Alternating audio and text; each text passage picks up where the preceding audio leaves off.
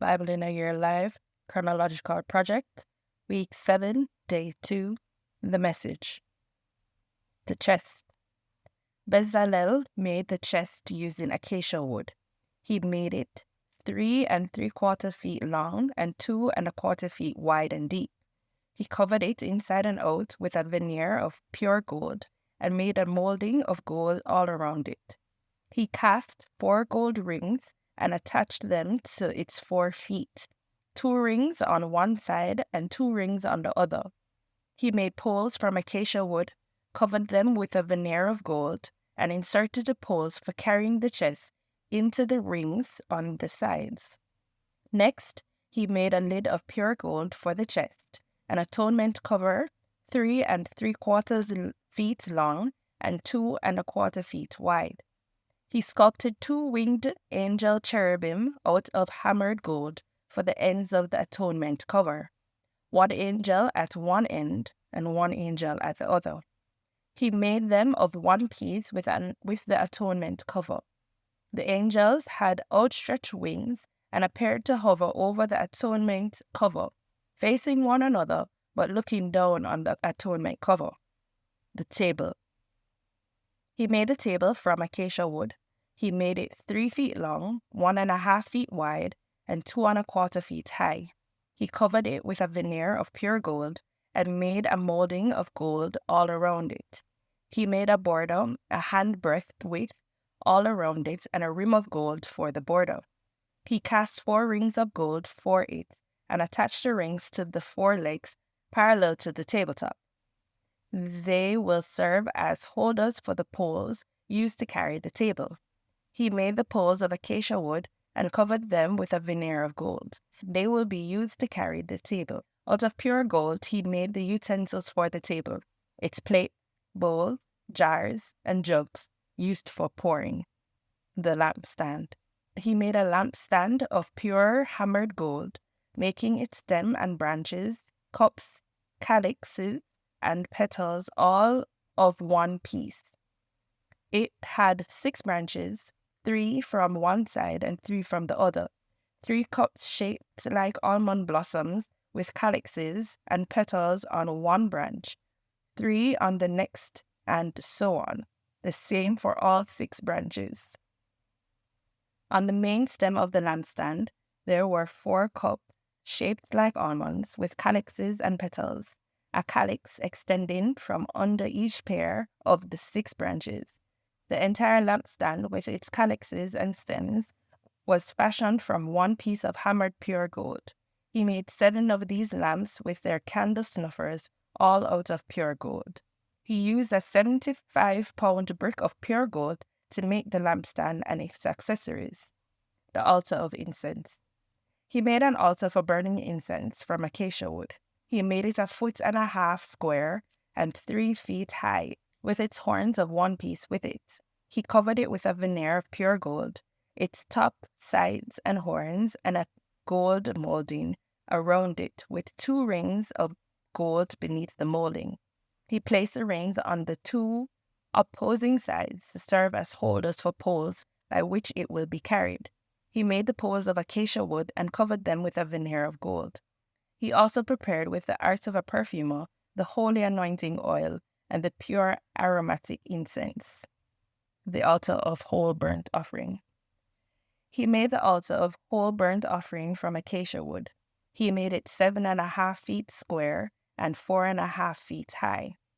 He made horns at each of the 4 corners. The horns were made of one piece with the altar and covered with a veneer of bronze. He made from bronze all the utensils for the altar, the buckets for removing the ashes, shovels, basins, forks, and fire pans. He made a grate of bronze mesh under the ledge halfway up the altar. He cast 4 rings at each of the 4 corners of the bronze grating to hold the poles. He made the poles of acacia wood and covered them with a veneer of bronze. He inserted the poles through the rings on the 2 sides of the altar for carrying it. The altar was made out of boards. It was hollow. The wash basin. He made the bronze wash basin and its bronze stand from the mirrors of the women's work group who were assigned to serve at the entrance of the tent of meeting, the courtyard. And he made the courtyard. On the south side, the hangings for the courtyard, woven from fine twisted linen, were 150 feet long, with their 20 posts and 20 bronze bases, and fastening hooks and bands of silver. The north side was exactly the same.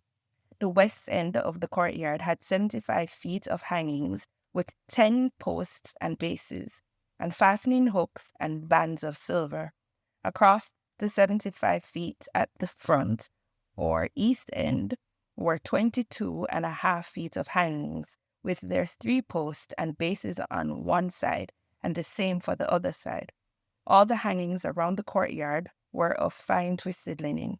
The bases for the posts were bronze, and the fastening hooks and bands on the posts were of silver. The posts of the courtyard were both capped and banded with silver. The screen at the door of the courtyard was embroidered with blue, purple, and scarlet fabric with fine twined linen. It was 30 feet long and 7.5 feet high, matching the hangings of the courtyard. There were 4 posts with bases of bronze and fastening hooks of silver. They were capped and banded in silver. All the pegs for the dwelling and the courtyard were made of bronze.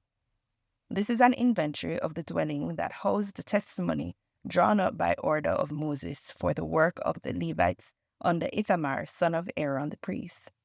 Bezalel, the son of Uri, son of Hur, of the tribe of Judah, made everything that God had commanded Moses. Working with Bezalel was Aholiab, the son of Ahisamach, of the tribe of Dan, an artisan, designer, and borderer in blue, purple, and scarlet fabrics and fine linen. Gold. The total amount of gold used in the structure of the sanctuary, all of it contributed freely, weighed out at 1,900 pounds according to the sanctuary standard. Silver. The silver from those in the community who were registered in the census came to 6,437 pounds according to the sanctuary standard. That amounted to a pekah, or half shekel, for every registered person aged 20 and over, a total of 603,550 men. They used the 3¼ tons of silver to cast the bases for the sanctuary and for the hangings, 100 bases at 64 pounds each. They used the remaining 37 pounds to make the connecting hooks on the post and the caps and bands for the post. Bronze. The bronze that was brought in weighed 4,522 pounds. It was used to make the door of the tent of meeting, the bronze altar with its bronze grating, all the utensils of the altar, the bases around the courtyard, the bases for the gates of the courtyard, and all the pegs for the dwelling and the courtyard. Vestments. Using the blue, purple, and scarlet fabrics, they made the woven vestments for ministering in the sanctuary. Also, they made the sacred vestments for Aaron, as God had commanded Moses. Ephod. They made the ephod using gold and blue, purple, and scarlet fabrics and finely twined linen. They hammered out gold leaf and sliced it into threads that were then worked into designs in the blue, purple, and scarlet fabric and fine linen.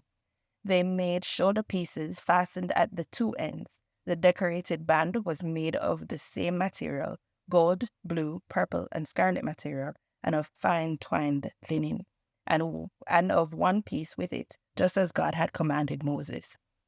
They mounted the onyx stones in a setting of filigreed gold and engraved the names of the sons of Israel on them, then fastened them on the shoulder pieces of the ephod as memorial stones for the Israelites, just as God had commanded Moses. Breastpiece. They made a breastpiece designed like the ephod from gold, blue, purple, and scarlet material and fine twined linen.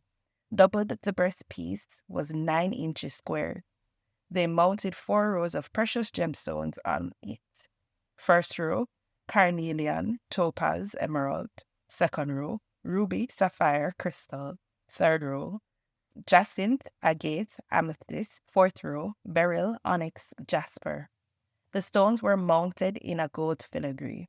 The 12 stones corresponded to the names of the sons of Israel. 12 names engraved on a seal, one for each of the 12 tribes. They made braided chains of pure gold for the breastpiece, like cords. They made 2 settings of gold filigree and 2 rings of gold, and put the 2 rings at the 2 ends of the breastpiece, and fastened the 2 ends of the cords to the 2 rings at the end of the breastpiece. Then they fastened the cords, the settings of filigree, attaching them to the shoulder pieces of the ephod in front. Then they made 2 rings of gold and fastened them to the 2 ends of the breastpiece on its side edge facing the ephod. They made 2 more rings of gold and fastened them in the front of the ephod to the lower parts of the 2 shoulder pieces, near the seam above the decorated band of the ephod. The breastpiece was fastened by running a cord of blue through its rings to the rings of the ephod, so that it rested securely on the decorated band of the ephod and wouldn't come loose, just as God had commanded Moses. Robe. They made a robe for the ephod entirely of blue. The opening of the robe at the center was like a collar, the edge hemmed so that it wouldn't tear. On the hem of the robe, they made pomegranates of blue, purple, and scarlet material and fine twined linen. They also made bells of pure gold and alternated the bells and pomegranates, a bell and a pomegranate, a bell and a pomegranate, all around the hem of the robe that was worn for ministering, just as God had commanded Moses. They also made the tunics of fine linen, the work of a weaver, for Aaron and his sons, the turban of fine linen, the linen hats, the linen underwear made of fine twined linen, and sashes of fine twined linen, blue, purple, and scarlet material, and embroidered, just as God had commanded Moses. They made the plate, the sacred crown, of pure gold and engraved on it as on a seal, holy to God. They attached a blue cord to it and fastened it to the turban, just as God had commanded Moses.